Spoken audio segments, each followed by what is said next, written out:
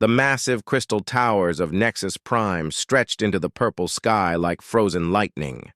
Captain Jake Morrison stood at the viewing platform of his ship, watching the alien city below with tired eyes.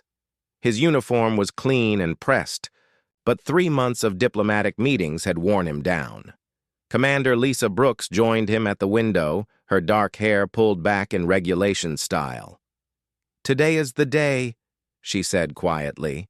"The Council makes their decision about humanity today." Jake nodded but said nothing. He had seen the looks on the alien faces during the presentations. He knew what was coming. The Terra's Hope, humanity's finest diplomatic vessel, looked like a rust bucket compared to the sleek alien ships surrounding it. Their hull was steel and ceramic. The alien ships seemed to be made of pure energy and light. The council chamber was enormous. 12 different alien species sat in a perfect circle, each one representing millions of worlds. The Vorthans looked like walking crystals with too many arms. The Etherians floated in bubbles of glowing gas. The Meridians appeared almost human except for their silver skin and black eyes. Each species had technology that made human science look like stone tools. Admiral Zexthor of the Vorthan Empire stood at the center of the chamber. His crystal body reflected the chamber lights in rainbow patterns as he began to speak. His voice was like glass breaking in slow motion. "Fellow council members," he said, "we gather today to discuss the human application for membership in our Confederation. After careful review of their technology, culture, and capabilities, I must recommend immediate rejection." Jake felt his stomach drop. Lisa's hand tightened on her data pad. They had known this was likely, but hearing it still hurt. Admiral Zexthor continued his speech, and each word was like a knife. "These humans barely left their home world 300 years ago. Their ships are metal boxes held together with primitive welding. They still use chemical rockets for basic propulsion. They have not even mastered energy shielding technology that our children learn in school." The Etherian representative drifted forward in his gas bubble. When he spoke, his voice was like wind through crystal caves. "I have reviewed their military capabilities. Their weapons fire solid metal projectiles using chemical explosives. They call this advanced warfare. My people abandoned such primitive methods 50,000 years ago." Holographic images appeared in the center of the chamber. Jake watched in growing shame as their images showed human technology next to alien marvels. The human battleship UES Defiance looked like a flying brick next to the graceful curves of Vorthan war vessels. Human weapons looked crude and simple compared to the energy weapons that could reshape matter itself. The Meridian Council member spoke next. Her voice was musical but cold. "Their computing systems are based on simple electronic circuits. They have not developed quantum consciousness matrices or bio-neural networks. Their artificial intelligence is so primitive it cannot even think about thinking." Jake wanted to stand up and defend humanity, but diplomatic protocol kept him seated. Lisa was taking notes, but her pen was shaking slightly in her hand. Around the chamber, alien delegates were actually laughing at the images of human technology. The sound was like music, but it cut deep into human pride. The crystalline collective representative spoke through harmonic vibrations that the translation system converted to words. Their energy production relies on fusion reactors and matter. Conversion. These are technologies we used when our civilization was young. They have not discovered dimensional tap generators or vacuum energy extraction. How can such a primitive species contribute to our advanced society? Admiral Zexthor raised all 4 of his arms for silence. The chamber became quiet, except for the soft humming of alien technology. His next words would be remembered by every human alive. "The Council of 12 Species has reviewed all evidence regarding humanity's application for membership. We find their technology insufficient, their culture too aggressive, and their scientific understanding too limited for inclusion in our confederation. They are denied membership until they can demonstrate significant advancement in all categories." The Admiral paused and looked directly at Jake Morrison.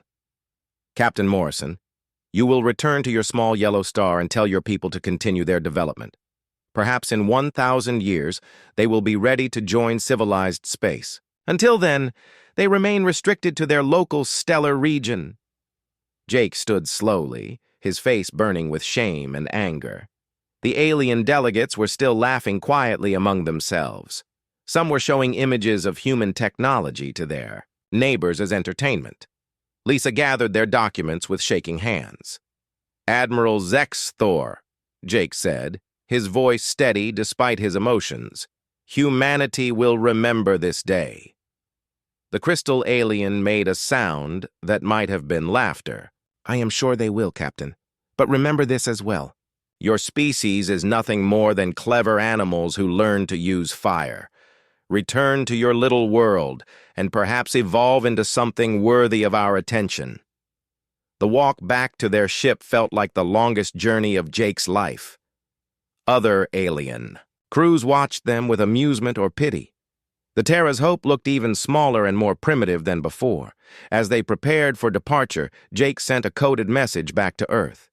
"Mission failed. Humanity denied membership. They see us as nothing more than clever animals. Recommend we focus on internal development and avoid further diplomatic contact until we can demonstrate real advancement." The ship's engines fired, pushing them away from Nexus Prime and toward the long journey home. Neither Jake nor Lisa spoke. During the first day of travel, the galaxy had spoken, and humanity was not welcome among the stars. 6 months after the humiliation at Nexus Prime, the mining operation on Kepler 442b was proceeding normally. Danny Clark wiped sweat from his forehead as he watched the massive drilling equipment tear through the planet's crust. The red desert. World was ugly and hot, but it contained rare metals that Earth needed for ship construction. Danny had been running mining operations for 15 years, and this was supposed to be his last assignment before retirement. The drilling team worked in 12-hour shifts, pushing deeper into the planet's core each day. They were looking for platinum deposits that orbital surveys had detected 3 kilometers down. The work was hard and dangerous, but the pay was good enough to make it worthwhile. Danny's crew was experienced and careful, which was why Earth Mining Corporation had sent them to this remote world. On Tuesday morning, everything changed. The lead drill operator, Steve Parker, called Danny over to his station with urgency in his voice. The drilling readouts were showing something impossible. Instead of rock or metal, they had hit empty space. "Boss, you need to see this," Steve said, pointing at his monitors. "The drill just broke through into some kind of chamber. The sensors are going crazy." Danny studied the readings carefully. The chamber appeared to be enormous, maybe 50 meters wide and 200 meters long. The walls seemed to be made of metal, but the composition readings made no sense. The scanner was detecting elements that were not on any periodic table. "Shut down the drilling operation," Danny ordered. "Send a probe down there, and let's see what we found." The probe descended slowly through the drill hole, sending back images that made the entire mining crew gather around the monitors. The chamber was not natural. It was clearly artificial, with smooth walls covered in strange symbols. But what dominated the space was a massive object that could only be described as a ship. The vessel was unlike anything in human records. Its hull appeared to be made of dark crystal that seemed to absorb the probe's lights. The design was sleek and organic, like something that had grown rather than been built. It was easily 3 times the size of humanity's largest battleship, but it felt even bigger because of its alien design. "Get Dr. Helen Price on the comm immediately," Danny told his communications officer. "Tell her we found something that needs xenoarchaeology expertise." Dr. Price arrived on Kepler 442b 3 days later aboard the research vessel Nova's Dream. She was humanity's leading expert on alien artifacts, though most of her career had been spent studying ancient ruins and dead technology. The ship in the underground chamber was clearly far beyond anything humans had discovered before. "The energy readings are incredible," Dr. Price told Danny as they reviewed the probe data. "This thing is putting out more power in standby mode. Then our fusion reactors produce at full capacity, and the age dating suggests it's at least 50,000 years old.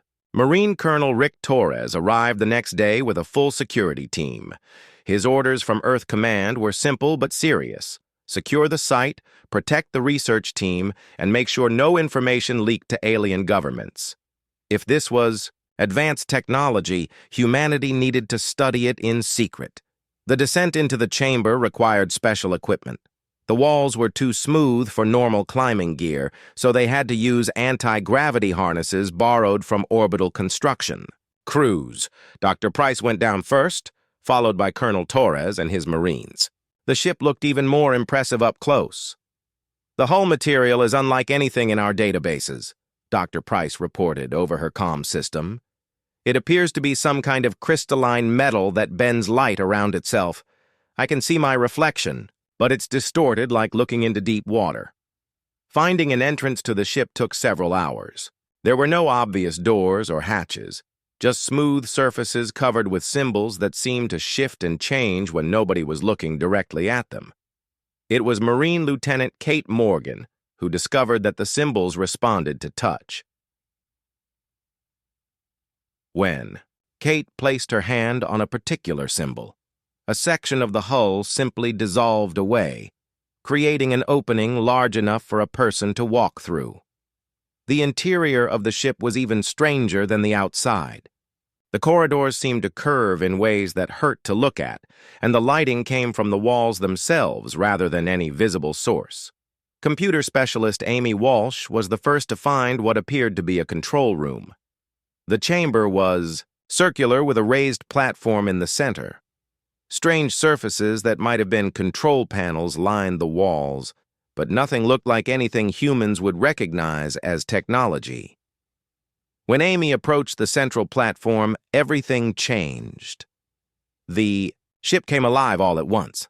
Lights flowed down the corridors like water, and a deep harmonic sound filled the air. The control surfaces began glowing with symbols that moved and shifted constantly. But the most shocking moment came when a voice spoke clearly in perfect English.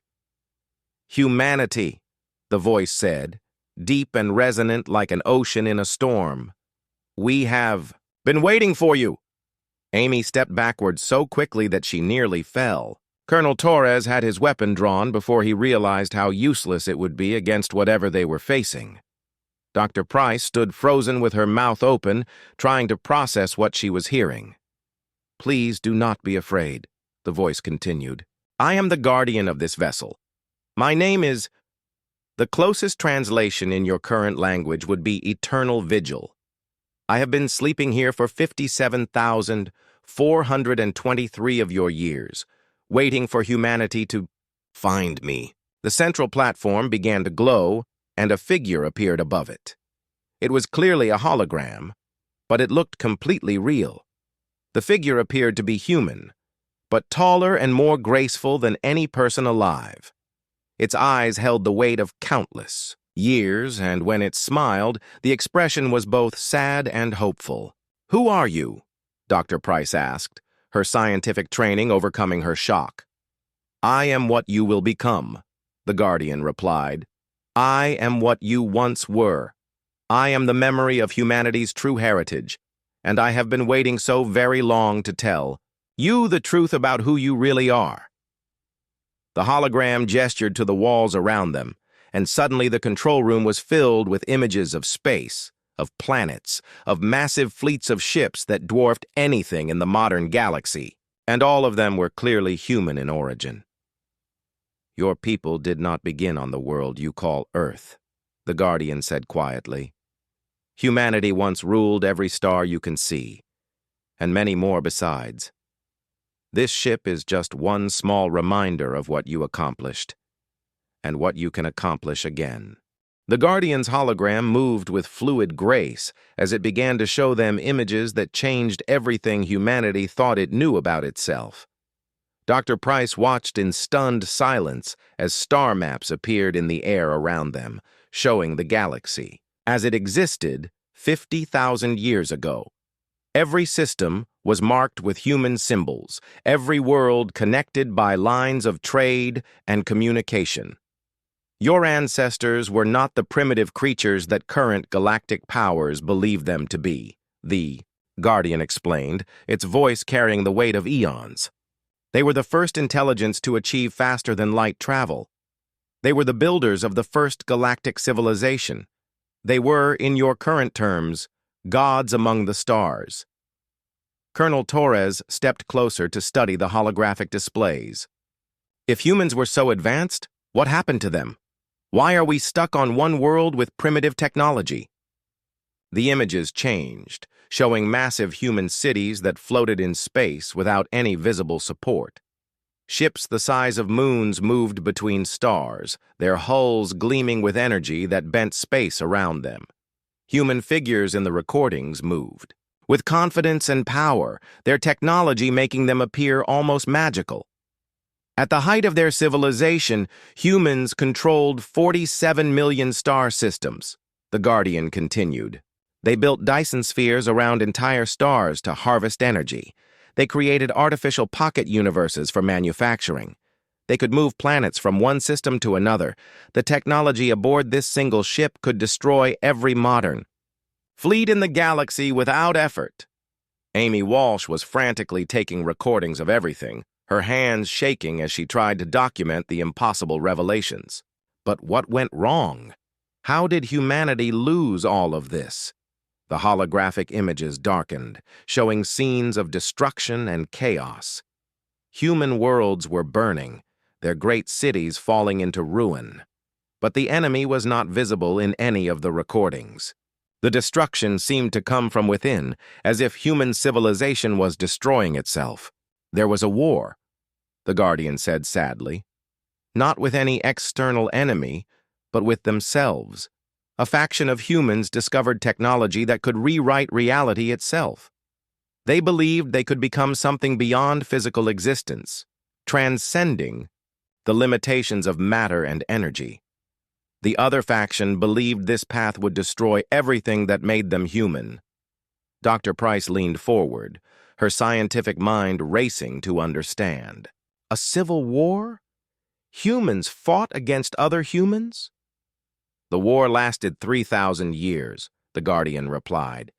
It consumed entire galaxies and threatened the fabric of space itself.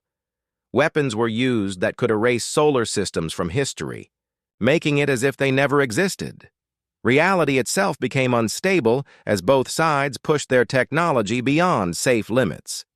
The images showed human fleets of impossible size engaging in battles that looked more like natural disasters than warfare. Stars went nova, black holes appeared and disappeared, and space itself seemed to tear like fabric. The scale of destruction was beyond human comprehension. The winning faction realized that their victory was meaningless if it destroyed everything. They were trying to protect, the Guardian continued. In their wisdom, they made the hardest choice any civilization has ever made. They abandoned their empire voluntarily. Engineer Pete Sullivan, who had been quietly studying the ship's systems, looked up in shock. They gave up all of this power willingly? They scattered across the galaxy, taking small groups to distant worlds where they could start over, the Guardian explained. They deliberately suppressed their technology and their memories, choosing to become primitive again rather than risk another war that could destroy reality. Most groups died out over the millennia. Only one colony survived. The images now showed a small blue world orbiting a yellow star. Earth looked exactly as it did in modern times, but the recordings were clearly ancient. Human settlements were visible, but they were simple and basic, using only the most primitive technology. Earth was chosen as the final sanctuary, the Guardian said. The last humans to arrive there destroyed all records of their past and made a genetic alteration to their descendants. They removed the ability to instinctively understand advanced technology, ensuring that future generations would have to rediscover everything slowly and carefully. Colonel Torres was staring at the images of ancient Earth with growing understanding. They made sure we couldn't make the same mistakes again. Exactly.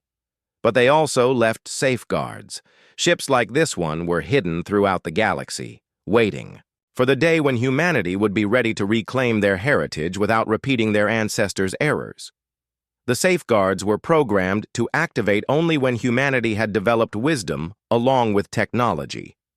Lieutenant Kate Morgan had been studying the ship's structure while listening to the Guardian's explanation. "How many ships like this are there?" 17,412 vessels remain hidden throughout the galaxy, the Guardian replied. Each one contains the complete technological knowledge of ancient humanity. Each one is capable of defeating any modern fleet single-handedly. But they will only activate for true humans who demonstrate the proper balance of power and wisdom. Dr. Price felt her knees go weak as the implications hit her. 17,000 ships? Each one more powerful than anything in the modern galaxy? The current galactic powers are children playing with toys compared to what humanity once possessed, the Guardian confirmed. Their greatest weapons are based on principles that humans mastered and abandoned 60,000 years ago. Their most advanced computers are less sophisticated than the entertainment systems aboard this vessel. Amy Walsh looked up from her recordings with a strange expression. "Guardian, are you saying that when the aliens rejected humanity's membership application, they were actually rejecting their superiors?" The Guardian's holographic form smiled, and the expression was both sad and amused. The Admiral Zexthor, who spoke so dismissively of human primitiveness, belongs to a species that achieved spaceflight only 40,000 years ago. His people learned faster than light travel by studying the ruins of human installations. The Maor technology he considers advanced is based on incomplete understanding of systems that humans built and discarded as obsolete. Colonel Torres was beginning to understand the full scope of what they had discovered. "What do you recommend we do with this information?" "That choice belongs to humanity," the Guardian replied. "I can teach you to operate this vessel and others like it. I can restore the technology that is your birthright, but I cannot make the decision about how to use that power. Your ancestors' wisdom must guide you now." Pete Sullivan was still studying the ship's systems, his engineer's mind struggling to comprehend technology that seemed to operate more like magic than science. How long would it take to learn to use this ship? For someone with the genetic markers of true humanity, the ship's systems will respond intuitively, the Guardian explained. The knowledge is stored in your DNA, suppressed but not destroyed. Physical contact with the control interfaces will begin to activate dormant abilities that your ancestors possessed. Dr. Price realized they needed to contact Earth immediately. "Guardian, we need to inform our government about this discovery. Humanity needs to decide how to proceed." "I understand," the Guardian replied, "but consider carefully how you reveal this knowledge. The current galactic powers will not react well to learning that they have been ruling over their creator's descendants. Some may try to destroy humanity before you can reclaim your heritage. Others may attempt to steal this technology for themselves." As if summoned by the conversation, Amy Walsh's communication device chimed with an urgent message from Earth. She read it quickly, her face growing pale. "Colonel Torres," she said quietly. "Earth Command is reporting massive fleet movements throughout the galaxy. The Vorthan Empire has declared war on the Meridian Republic. Admiral Zexithor is demanding the surrender of all independent worlds. The galaxy is about to explode into warfare." The Guardian's expression became thoughtful. "Perhaps the time for careful consideration has passed. If the galaxy chooses war, humanity may need to remind them why their ancestors learned to fear the children of Earth." 3 weeks after the discovery on Kepler 442b, the galaxy was burning. Admiral Zexthor stood on the command bridge of his flagship, the Infinite Crystal, watching his fleet tear through the Meridian Republic's outer defenses. 10,000 Vorthan. Vessels moved in perfect formation, their weapons turning entire planets into clouds of glowing debris. The Vortan Empire had been planning this war for decades, building their fleet in secret while maintaining peaceful relations with other species. Now that they had achieved overwhelming superiority, Zexthor saw no reason to hide his intentions. The galaxy would bow to Vorthan rule or be destroyed completely. "Admiral," his tactical officer reported, "the Meridian 7th Fleet has been eliminated. Their homeworld's orbital defenses are requesting surrender terms." Zexthor's crystalline features reflected the light from burning ships on his main screen. "No surrender. Destroy their orbital stations and begin planetary bombardment. Let every species in the galaxy see what happens to those who resist Vorthan authority." The Galactic Confederation had collapsed within hours of the first Vorthan attack. Some species immediately joined the Empire, hoping to avoid destruction. Others attempted to remain neutral, closing their borders and hoping the war would pass them by. Only a few races had the courage to stand with the Meridians against the overwhelming Vorthan force. Captain Jake Morrison watched the carnage from the bridge of his flagship, the UES Liberty. The human task force consisted of only 3 ships, the Liberty, the Constitution, and the Justice. They were humanity's finest vessels, but against Vorthan technology, they were less than useless. A single Vorthan destroyer could eliminate all 3 ships without taking damage. "Sir," Lieutenant Ben Rogers reported from his tactical station, "we're receiving desperate transmissions from the Meridian homeworld. They're requesting immediate assistance from any available forces." Morrison knew his small fleet could do nothing against the massive Vorthan armada, but Earth Command had given him specific orders. The ancient ship discovered on Kepler 442b had been designated UES Eternal Vigil and prepared for combat with a volunteer crew. Colonel Torres was aboard the mysterious vessel, attempting to understand its systems while the galaxy fell apart around them. "How long until the Eternal Vigil reaches the Meridian system?" Morrison asked. 6 hours, sir," Rogers replied. "But, sir, it's still just one ship against 10,000. I don't understand what Earth Command expects us to accomplish." Morrison had seen the preliminary reports about the ancient vessel, though. Most of the information was classified beyond his security level. He knew it was some kind of archaeological discovery with advanced technology, but the full scope of its capabilities was known only to the highest levels of government. On the Meridian homeworld of Serenity Prime, President Elena Hayes watched her civilization's final moments approach. The beautiful crystal cities that had taken millennia to build were about to be reduced to radioactive ash. Her people had always been peaceful, using their advanced mathematics and philosophy to solve problems through negotiation rather than violence. "Madam President," her military advisor reported, "Admiral Zexthor is refusing all surrender offers. He intends to make an example of our entire species." Elena looked at the tactical display, showing 10,000 red dots surrounding her homeworld. The Meridian fleet had been swept away like leaves in a hurricane. Their most advanced weapons had barely scratched the Vorthan shields. Now there was nothing left but to wait for the end. "Send one final transmission to the galaxy," Elena ordered. "Let them know that the Meridian Republic died trying to preserve freedom and dignity in the face of tyranny." Admiral Zexthor was savoring his moment of triumph when his sensors detected something unexpected. A single ship was approaching the Meridian system, broadcasting human identification codes. The vessel appeared on his screens as a dark shape that seemed to absorb starlight rather than reflect it. "What are those primitive humans doing here?" he asked his tactical officer. "Are they finally ready to surrender their pathetic fleet?" The bridge crew began laughing as they studied the approaching vessel. It was clearly of human origin, but its design was unlike anything in their databases. The ship was large for human standards, but still dwarfed by the massive Vorthan dreadnoughts surrounding Serenity Prime. "Admiral," the communications officer reported, "the human vessel is transmitting on all frequencies." "Put it on the main screen," Zexthor ordered. "Let's hear what these primitives have to say before we vaporize them."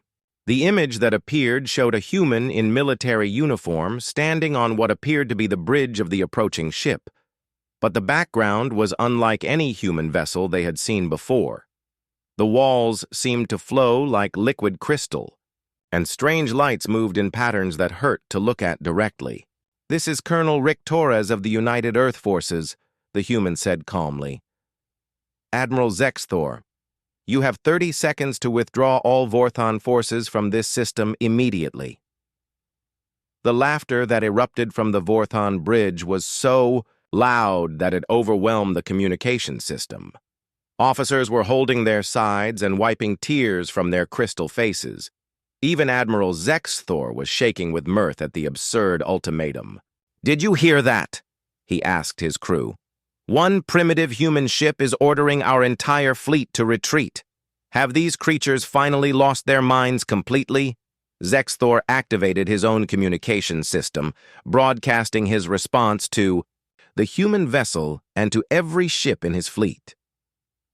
"Colonel Torres, I am Admiral Zexthor of the Vorthon Empire. You are addressing the commander of the most powerful fleet in galactic history. Your pathetic little ship is about to be turned into cosmic dust, and then we will hunt down every other human vessel in space." He paused for dramatic effect, knowing that his words were being recorded and transmitted throughout the galaxy. "This is what happens to species that dare to threaten the Vorthon Empire. Watch and learn, primitives." Torres appeared completely calm as he replied. "Admiral, you've made your choice. I want the galaxy to remember that we gave you the opportunity to leave peacefully." The human cut the transmission, leaving Zexthor staring at an empty screen. Around him, his bridge crew was still chuckling at the absurd exchange. The idea that one human ship could threaten 10,000 Vorthon vessels was beyond ridiculous. "Target that human ship with all forward batteries," Zexthor ordered. "Use maximum power. I want nothing left but atoms." The massive Vorthon dreadnoughts turned their weapons toward the approaching human vessel. Energy readings climbed to levels that could crack planets. The firepower focused on the lone ship was enough to sterilize entire solar systems. As the weapons charged, Zexthor felt a moment of satisfaction at teaching these primitive humans their place in the galaxy. "All batteries report ready to fire, Admiral," his weapons officer announced. "Fire!" Zexthor commanded. "Show the galaxy what happens to those who threaten the Vorthon Empire." Space lit up with energy as thousands of weapons fired simultaneously at the single human vessel. Plasma beams that could melt battleships, antimatter torpedoes that could destroy moons, and gravitational weapons that could crush stars all converged on the dark ship, floating alone against the combined might of the Vorthon fleet. When the energy barrage struck their target, the result was not what anyone expected. The moment the Vorthon barrage struck the UES Eternal Vigil, reality itself seemed to pause. 10,000 ships had fired simultaneously, unleashing enough energy to vaporize entire star systems. The space around the human vessel should have become a miniature star, bright enough to blind anyone watching from neighboring systems. Instead, the dark ship simply absorbed everything. Admiral Zexthor stood frozen on his bridge, watching his tactical displays with growing disbelief. Energy readings showed that every weapon had struck its target perfectly. Plasma beams hot enough to ignite gas giants, antimatter warheads capable of cracking planets, and gravitational crushers that could collapse neutron stars had all hit the lone human vessel directly, and it had done absolutely nothing. "Impossible," Zexthor whispered, his crystalline voice cracking with shock. "Run the sensor readings again. There must be an error." The tactical officer's hands were shaking as he checked his instruments. "Admiral, all weapons struck the target. Energy transfer was complete, but the human ship shows no damage whatsoever. In fact, it appears to be charging its own weapons now." Colonel Torres stood on the bridge of the Eternal Vigil, his mind linked directly to the ship's consciousness through neural interfaces that humanity had forgotten how to build. The ancient vessel's systems were awakening after 50,000 years of sleep, and he could feel its vast power flowing through networks that existed in dimensions beyond normal space. "Guardian," Torres said calmly, "show them what they've awakened." The ship's response was immediate and absolute. The Eternal Vigil's hull began to flow like liquid metal, revealing weapon ports that had been hidden within its crystalline structure. But these were not weapons in any conventional sense. They were tools that manipulated the fundamental forces of reality itself. Engineer Pete Sullivan watched from his station as energy readings climbed beyond anything their instruments could measure. "Colonel, the power output is increasing exponentially. Whatever this ship is about to do, it's using more energy than our entire civilization produces in a year." The first salvo from the Eternal Vigil didn't destroy the Vorthan ships in the traditional sense. It simply removed them from existence. 12 massive cruisers that had been advancing in formation suddenly weren't there anymore. They didn't explode or vaporize. They were just gone, as if they had never existed at all. Admiral Zexthor felt his entire understanding of the universe crumble as he watched his ships disappear from reality. What kind of weapon can erase matter from existence? This violates every law of physics we know. The second wave of attacks from the human vessel was even more devastating. The Eternal Vigil fired something that looked like ribbons of twisted space-time, and every Vorthon destroyer they touched began aging rapidly. Hulls that had been forged from the strongest materials in the galaxy became brittle and ancient. Crews that had been young and strong withered into dust in seconds. "Admiral," his science officer reported, his voice filled with terror, "those weapons are manipulating time itself. They're aging our ships thousands of years in seconds." The third attack defied all comprehension. The human ship fired what appeared to be controlled black holes that consumed everything they touched. But instead of growing larger, they somehow converted the consumed matter into pure energy that flowed back to the Eternal Vigil. The ancient vessel was literally eating the Vorthan fleet and using their own ships to fuel its weapons. Captain Morrison watched the battle from his position with the human task force, his mouth hanging open in shock. The three conventional human vessels were so outclassed that they might as well have been paper boats watching a hurricane. The Eternal Vigil was demonstrating technology that seemed more like magic than science. "Sir," Lieutenant Rogers said, quietly, "our sensors can't even properly read what that ship is doing. It's like trying to measure infinity with a ruler."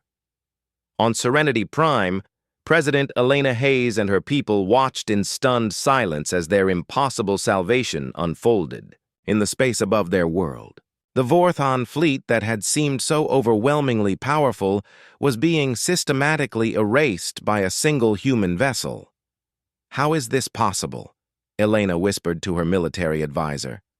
"The humans were rejected from the Confederation for being too primitive. How can they possess technology like this?" Admiral Zexthor's flagship was one of the few ships still intact, but only because the human vessel seemed to be saving it for last.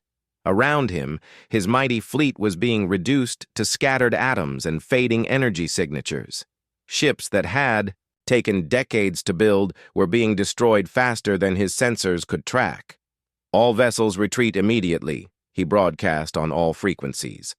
"Full emergency withdrawal. Do not engage the human vessel under any circumstances." But it was too late for retreat. The Eternal Vigil had demonstrated only a fraction of its capabilities, and now it was time for the final lesson. The ship's hull began to glow with energy that existed in spectrums beyond visible light. Space itself began to bend around the vessel as it prepared to demonstrate why ancient humanity had once ruled the galaxy. Colonel Torres felt the ship's consciousness reaching out to touch his mind, showing him visions of what this vessel could truly accomplish. He saw fleets of 10,000 ships reduced to nothing in minutes. He saw stars being moved from one system to another like toys. He saw entire civilizations bowing before the might of ancient human technology. "Guardian," Torres said, "end this." The Final attack from the Eternal Vigil was a thing of terrible beauty. The ship fired a pulse of energy that propagated through hyperspace itself, reaching every Vorthon vessel simultaneously, regardless of distance. The pulse didn't destroy them outright.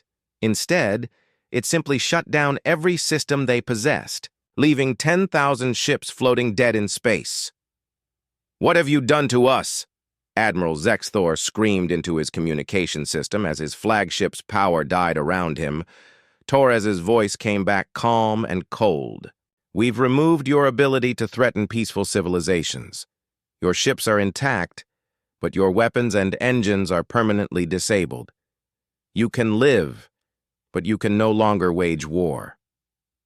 The battlefield fell silent except for the distress signals from thousands of helpless Vorthon vessels. The Eternal Vigil floated among them like a dark angel of judgment, its hull reflecting starlight in patterns that seemed to shift and flow. President Elena Hayes was the first to break the silence. "Unknown human vessel, this is President Hayes. Of the Meridian Republic, we owe you our lives and our civilization. How can we ever repay this debt?" Torres' reply was broadcast on all frequencies, ensuring that every species in the galaxy would hear humanity's message. "President Hayes, no debt is owed. We are simply reclaiming our place in a galaxy that once belonged to us." The transmission continued, but now it was directed at the wider galaxy. "This is Colonel Rick Torres representing the true government of Earth and all human colonies. We are the descendants of the species that first brought civilization to this galaxy. We are the children of those who built the cities you call ancient ruins. We are humanity, and we have returned to take our rightful place among the stars." Admiral Zexthor, floating helplessly in his dead ship, finally understood the magnitude of his mistake. "Impossible. Humans are primitives. Your technology is crude and simple." "Our technology appears primitive because we chose to make it so," Torres replied. "Our ancestors deliberately abandoned their advanced capabilities to prevent the galaxy from being destroyed in another civil war. But the galaxy has chosen conflict anyway, so perhaps it's time to remind you all why your species once trembled at the sound of human voices." The Eternal Vigil began to move away from the battlefield, leaving behind the wreckage of what had once been the most powerful fleet in known space. As it departed, Torres sent one final message to every government in the galaxy. "The Galactic Confederation is hereby dissolved. Humanity will be establishing new terms for galactic governance. Any species that wishes to participate in peaceful coexistence is welcome to send representatives to Earth. Any species that chooses to continue the path of warfare will be dealt with accordingly." The age of alien dominance was over. Humanity had returned to claim their inheritance among the stars. News of the Vorthon fleet's destruction spread across the galaxy faster than light itself. Within hours, every major government had received the sensor recordings from the battle at Serenity Prime. The footage showed impossible things. A single human vessel defeating 10,000 advanced warships without taking any damage. Scientists across dozens of species worked frantically to understand what they had witnessed, but their instruments could barely detect the energies involved. Dr. Helen Price stood in the command center of the research station orbiting Kepler 44T2b, watching intelligence reports flood in from across human space. The revelation of humanity's ancient heritage was spreading through their own civilization like wildfire. Archaeological teams were being dispatched to every world where ancient ruins had been discovered, searching for more hidden ships and technology. "Doctor," Amy Walsh called from her communications station, "we're receiving surrender requests from 47 different species. The Crystalline Collective wants to negotiate immediately. Even the Etherian Republic is requesting diplomatic contact." The same aliens who had laughed at humanity's primitive technology just months ago were now begging for mercy. The psychological impact of the Eternal Vigil's demonstration had shattered their confidence completely. If humans possessed technology that could erase fleets from existence, what else might they be capable of? Colonel Torres remained aboard the ancient warship as it traveled between star systems, revealing itself to both human colonies and alien governments. Each appearance sent shock waves through local space. The ship's very presence seemed to bend reality around it, making conventional sensors malfunction and causing navigation systems to provide impossible readings. Engineer Pete Sullivan had been working around the clock to understand the Eternal Vigil systems. But every answer led to 10 new questions. Colonel, I've been studying the ship's power source for 3 weeks, and I still can't figure out how it works. The energy output is constant, but there's no fuel consumption that I can detect. It's like the ship is drawing power directly from empty space. The Guardian explained that ancient humans learned to tap into the quantum vacuum itself, Torres replied. They could extract unlimited energy from the space between atoms. Our ancestors didn't just master nuclear fusion or antimatter, they learned to harvest the fundamental forces that hold reality together. The political ramifications were staggering. President Franklin Hughes found himself dealing with a complete restructuring of human society almost overnight. The discovery that humanity was the galaxy's original dominant species had changed everything. Colonies that had struggled for independence were now part of the most powerful civilization in known space. Mr. President, his chief advisor reported, during their daily briefing, we've confirmed the locations of over 300 ancient human ships. Each one is responding to our approach and awakening from hibernation. The shipyards at Mars are reporting that their automated systems have begun constructing vessels using blueprints that appeared in their computers overnight. Hughes rubbed his temples, feeling the weight of impossible responsibility. How many ships total do we estimate are out there? The Guardian's database indicates 17,412 vessels were placed in strategic locations throughout the galaxy. If they're all functional, we have enough firepower to subdue every known civilization simultaneously. Meanwhile, Admiral Zexthor sat in a detention cell aboard a Meridian Republic vessel, his crystalline form dimmed with defeat and humiliation. The proud Vorthan Empire had been reduced to a collection of helpless ships floating in space, their crews rescued by the very civilizations they had tried to conquer. The Admiral, who had once commanded the galaxy's most feared fleet, was now a prisoner of war. The humans are demanding your extradition for war crimes, the Meridian Guard informed him. President Hayes has agreed to turn you over to Earth authorities. Zexthor's response was a low harmonic sound that translated as bitter laughter. Do you understand what we've awakened? The humans didn't just defeat our fleet. They've revealed that they're the galaxy's rightful rulers. Everything we thought we knew about galactic history was wrong. Captain Morrison's task force had been reinforced with 12 additional human vessels, but they all looked like children's toys compared to the Eternal Vigil. The ancient ship moved with fluid grace that made conventional spacecraft appear clumsy and primitive. When it entered a star system, local gravity seemed to bend around it, and ship's computers registered energy signatures that shouldn't exist. Sir, Lieutenant Rogers reported from his sensor station, the Eternal Vigil is broadcasting some kind of signal into deep space.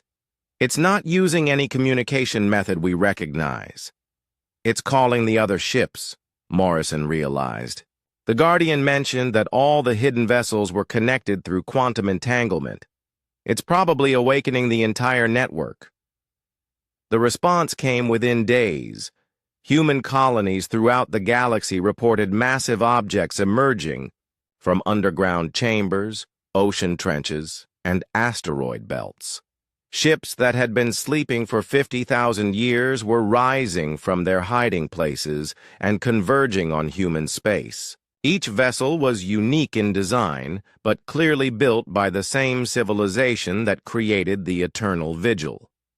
Dr. Price watched in awe as the first of the awakened ships arrived at Earth. The vessel called itself the Dawn's Promise, and its guardian spoke of vast automated factories hidden in the outer system that were already beginning to reconstruct the infrastructure of ancient human civilization. The quantum manufacturing systems are responding to our presence, the new guardian explained. Production facilities that have been dormant for millennia are coming online. Within a year, humanity will have the industrial capacity to reshape the galaxy itself. The alien species that had once dismissed humans as primitives now faced a terrifying reality. Humanity possessed technology that made their greatest achievements look like stone tools. The archaeological record suddenly made horrifying sense. Those ancient ruins scattered throughout the galaxy weren't built by unknown aliens. They were the remains of human civilization from before the Great Retreat. President Elena Hayes of the Meridian Republic called an emergency session of the surviving Confederation governments. The meeting was held aboard a human vessel, the UES Constitution, because no alien ship was considered safe in the presence of human technology that could rewrite the laws of physics. We need to discuss terms for galactic reorganization, Hayes announced to the assembled delegates. Humanity has demonstrated that they possess overwhelming technological superiority. We must adapt to this new reality or risk complete destruction. The Etherian representative, floating in his energy bubble, spoke with obvious fear in his voice. Our entire understanding of physics has been proven wrong. Human weapons manipulate time, space, and matter in ways that our science says should be impossible. How do we negotiate with beings who can alter reality itself? Colonel Torres attended the meeting as humanity's representative, the weight of his species' newfound power evident in his calm demeanor. Humanity doesn't seek to destroy or enslave the galaxy. Our ancestors abandoned their empire specifically to avoid such outcomes. But we will not tolerate the kind of aggressive expansion that the Vorthon Empire attempted. What are your terms? Hayes asked directly. Simple, Torres replied. All species will submit to human oversight for military matters. No race will be permitted to maintain fleets capable of interstellar warfare. Disputes between civilizations will be mediated by human authorities. In exchange, we offer protection, technological advancement, and peaceful coexistence. The terms were not really negotiable. Every delegate in the room understood that humanity now possessed the power to enforce any agreement they chose. The demonstration at Serenity Prime had made it clear that resistance was not just futile, but impossible. What about our sovereignty? Asked the representative from the Silicon Confederacy. Will human rule mean the end of our independence?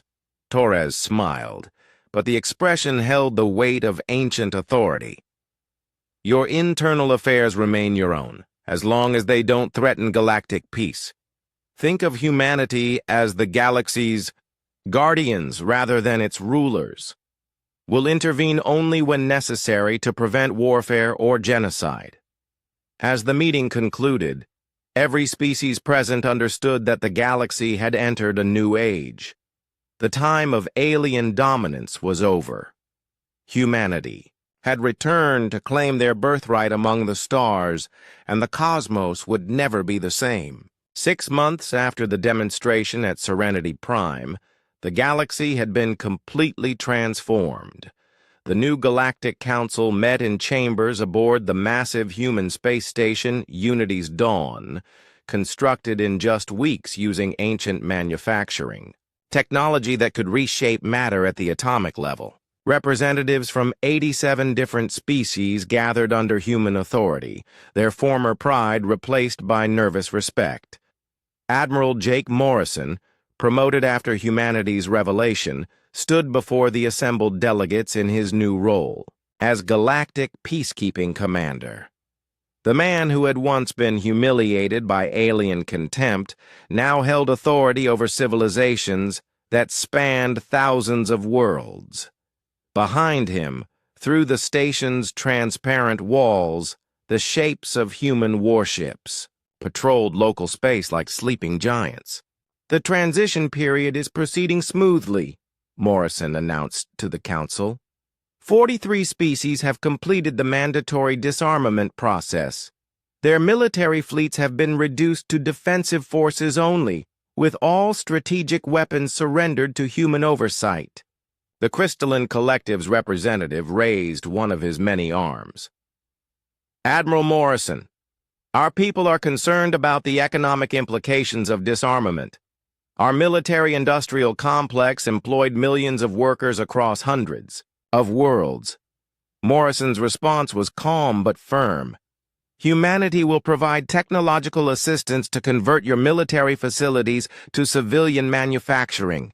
The same shipyards that built your warships can produce exploration vessels, cargo haulers, and scientific research platforms. Your people won't lose their jobs, but they will serve peace instead of war."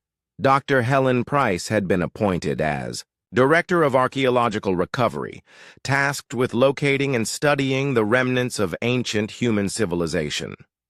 Her teams had uncovered evidence of humanity's former empire on over 1,000 worlds. Cities that had been buried for 50 millennia were being excavated, revealing technology that made current human science look primitive. "We've made another significant discovery," she reported to the Council via holographic transmission from the archaeological site on Proxima Centauri 3.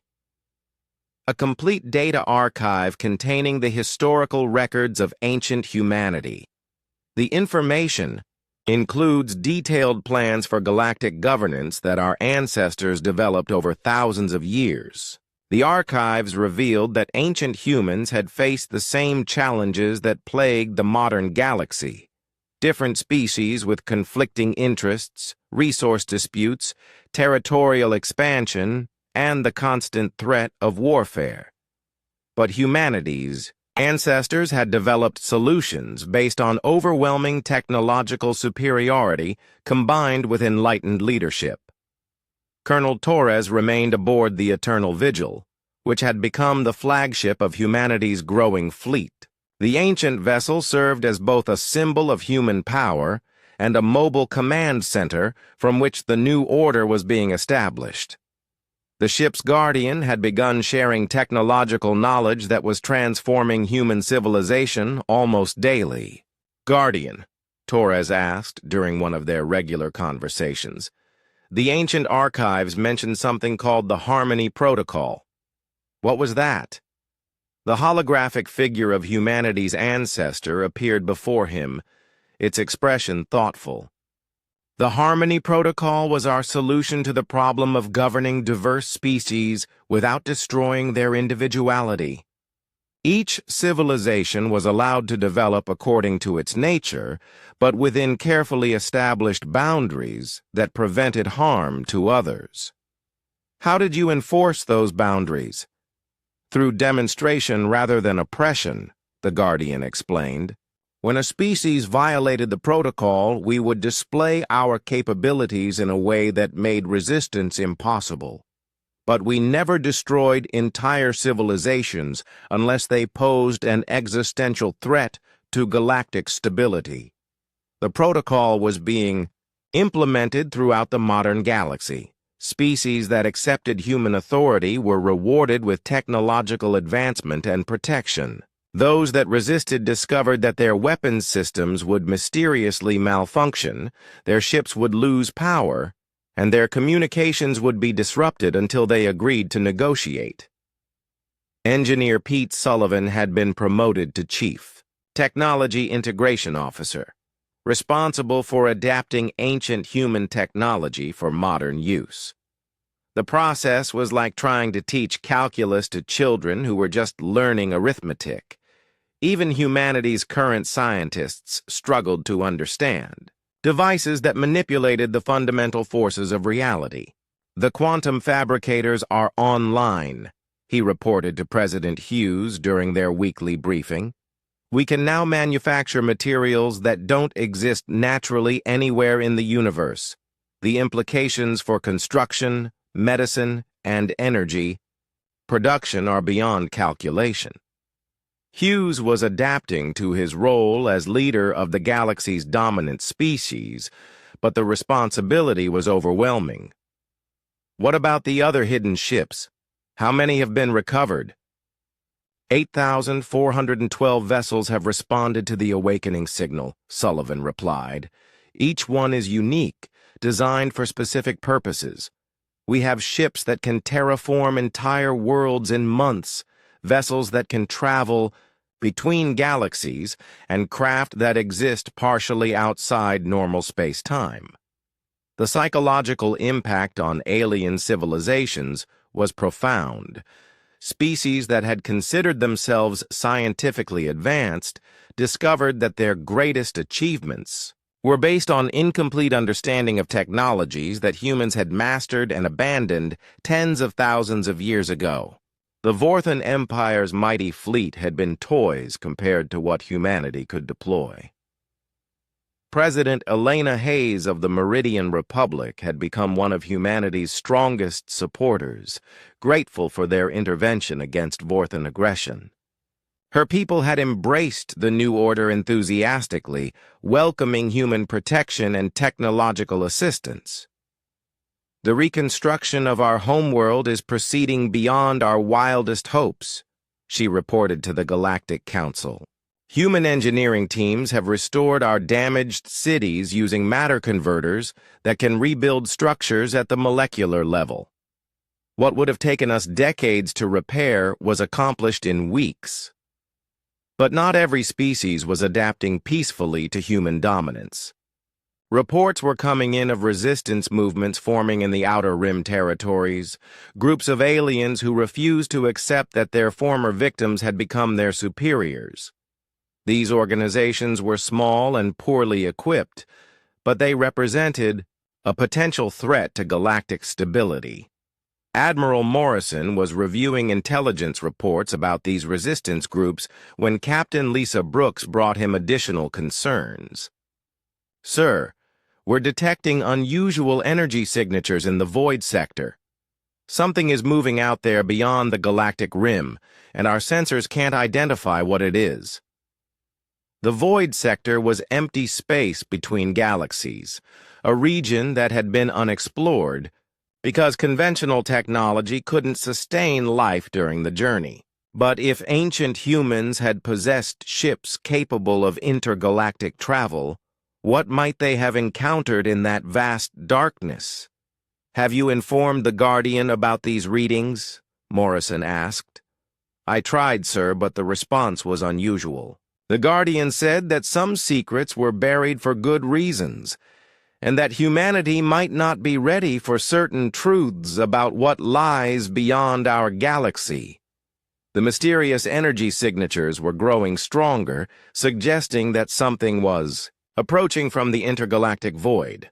Whatever was out there had been traveling for thousands of years, and its arrival coincided suspiciously with humanity's return to galactic prominence. Admiral Zexthor, now imprisoned on a human security station, had been interrogated extensively about Vorthon activities in the Outer Rim. His responses had been troubling, revealing that his empire had discovered ancient ruins that predated even human civilization. You think you understand the galaxy because you've reclaimed your ancestors' toys, he told his human interrogators. But your species wasn't the first to achieve dominance among the stars. There were others before you, and some of them are still out there in the darkness between galaxies. Dr. Price was analyzing data from these pre-human ruins when she made a disturbing discovery. The architectural patterns and energy signatures matched the mysterious objects approaching from the void sector, something that had existed before.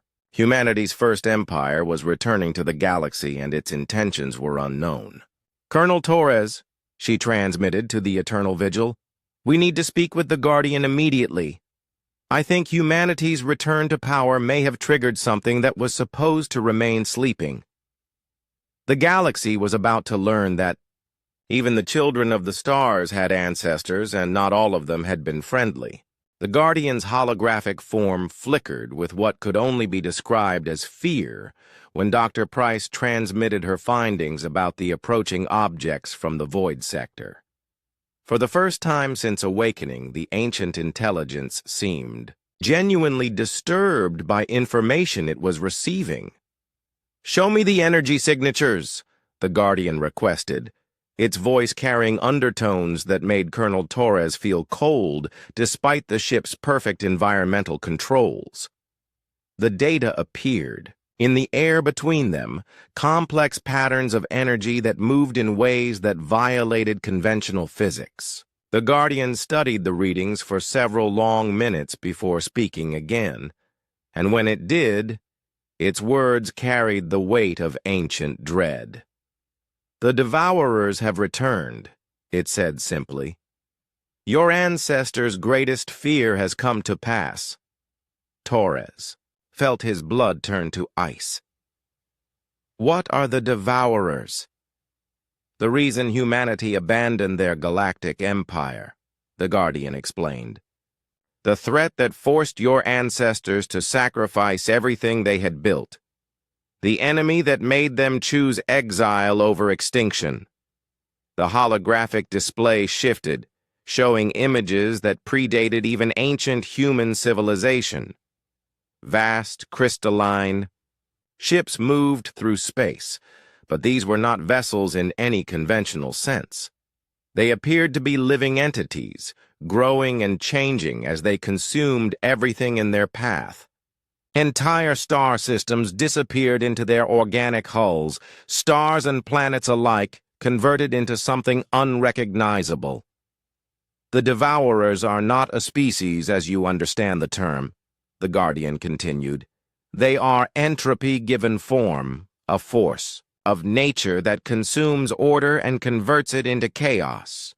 They existed before life evolved in this galaxy, sleeping in the void between universes until civilizations become advanced enough to attract their attention."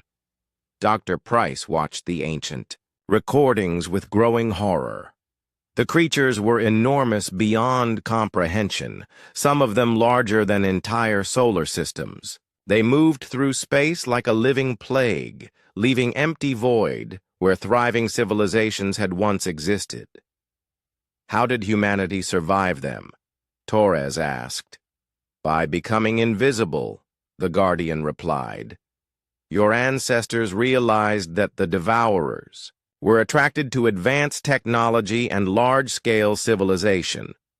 The more sophisticated a species became, the more likely they were to draw devourer attention. So, humanity made the ultimate sacrifice." The images showed the final days of ancient human civilization. Massive fleets fleeing toward the galactic rim, entire populations abandoning their homeworlds, and the systematic destruction of every trace of advanced technology. It was not retreat, but calculated disappearance, designed to make humanity undetectable to entities that fed on progress itself. The civil war that divided humanity was actually a cover story, the Guardian explained. There was conflict, but it was about how to respond to the devourer threat. Some wanted to fight, believing that human technology could defeat anything. Others insisted that concealment was the only option for survival. Admiral Morrison received the transmission from the Eternal Vigil while coordinating the defense of newly established human territories. The news that something worse than the Vorthan Empire was approaching sent shockwaves through the military command structure. How long until they arrive? Morrison asked via communication link. Based on their current trajectory and speed, approximately 60 days, Torres replied. Guardian, how many ships are we dealing with? The ancient intelligence seemed to struggle with the answer. The approaching force appears to be a scouting group consisting of 3 devourer entities. Each one is capable of consuming entire star systems, but if they confirm that advanced civilization has returned to this galaxy, they will summon the main swarm. President Hughes convened an emergency session of Earth's leadership, bringing together the planet's greatest minds to address a threat that defied comprehension. The room fell silent as Colonel Torres explained what humanity was facing. Our ancestors hid from these things for 50,000 years, Hughes said finally. Are you telling me that by reclaiming our heritage, we've doomed the galaxy? Not necessarily, the Guardian interjected through the communication system. Ancient humanity developed contingency plans for the possibility that the Devourers would eventually return. The hidden ship network was designed not just to preserve human technology, but to serve as a defense system against this specific threat. Engineer Pete Sullivan was working frantically to understand the defensive capabilities that the Guardian was describing. The ancient ships possessed weapons that operated on principles beyond conventional physics, but even those might not be sufficient against entities that could consume entire solar systems. Guardian, you mentioned that the ship network was designed to fight the Devourers. How exactly do we use 17,000 ships against something that can eat stars? The ships are not the primary weapon, the Guardian explained. They are components in a larger system that your ancestors called the Omega Protocol. When linked together through quantum entanglement, the fleet can generate a field that exists outside normal space-time. Anything within that field becomes invisible to devourer senses. The plan was staggering in its scope. Humanity would link every recovered ancient ship into a massive network that could generate a cloaking field around the entire galaxy. Every star system, every planet, every trace of advanced civilization would be hidden from the approaching entities. What about the other species? Dr. Price asked. The Meridians, the Vorthans, everyone else in the galaxy. Do we save them too? We have no choice, Torres replied. If we leave advanced civilizations outside the field, the Devourers will be attracted to them and eventually discover our hiding place. Everyone gets protected, or everyone gets consumed. The next 60 days saw the most massive mobilization in galactic history. Every human ship, every recovered ancient vessel, and even alien craft that could be retrofitted with compatible technology were linked into the expanding network. Species that had recently been enemies worked together under human leadership, united by the threat of complete extinction. President Elena Hayes coordinated the Meridian contribution to the defense effort. Our mathematical models suggest that the quantum field will require precise positioning of ships throughout the galaxy. Even a small error in the calculations could leave gaps that the Devourers might detect. Admiral Zex Thor was released from prison and given command of a Vorthon support fleet, his hatred for humanity temporarily set aside in the face of universal annihilation. I have seen recordings of what these entities can do, he told his crews. Compared to them, humans are not our enemies but our salvation. The Devourers arrived exactly when predicted, emerging from the intergalactic void like living nightmares. They were even larger than the ancient recordings had suggested, each entity stretching across light years of space. Their crystalline forms pulsed with energy that seemed to come from consumed stars, and space itself warped around their massive bulk. Omega Protocol activation in 10 seconds, Torres announced from the bridge of the Eternal Vigil.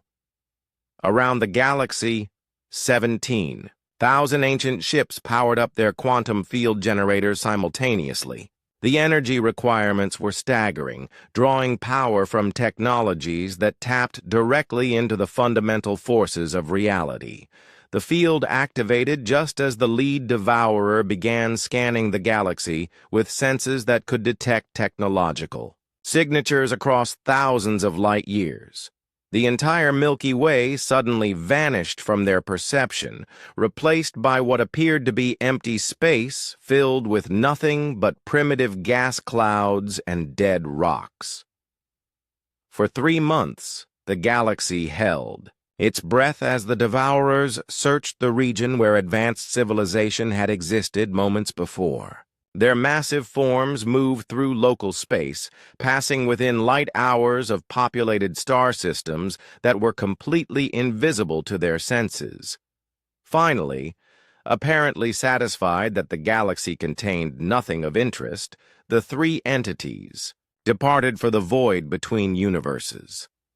The immediate threat was over, but the implications were profound. Humanity had not just saved themselves, but every intelligent species in the galaxy. When the Omega Protocol was deactivated and normal space resumed, Admiral Morrison addressed the reformed Galactic Council from aboard Unity's Dawn. The galaxy has faced extinction and survived. But this victory was only possible because every species worked together under unified command. The lesson was clear to every delegate present. The age of independent civilizations competing for dominance was over forever. Humanity had demonstrated that they possessed not just the power to rule, but the wisdom to save everyone, even their former enemies. The Galactic Confederation is hereby reformed under human leadership, Morrison announced. Not as conquerors, but as guardians. The next time the Devourers return, and they will return, we'll be ready for them. Admiral Zexthor, his pride humbled, by recent events, spoke for many when he addressed the human delegation. We called you primitive because we judged you by our own limitations. We see now that true advancement lies not in the power to destroy, but in the wisdom to protect. The galaxy is yours to lead, and we will follow. The transformation was complete. Humanity had reclaimed their birthright among the stars not through conquest, but through sacrifice, proving once again that the children of Earth were worthy of their ancient heritage.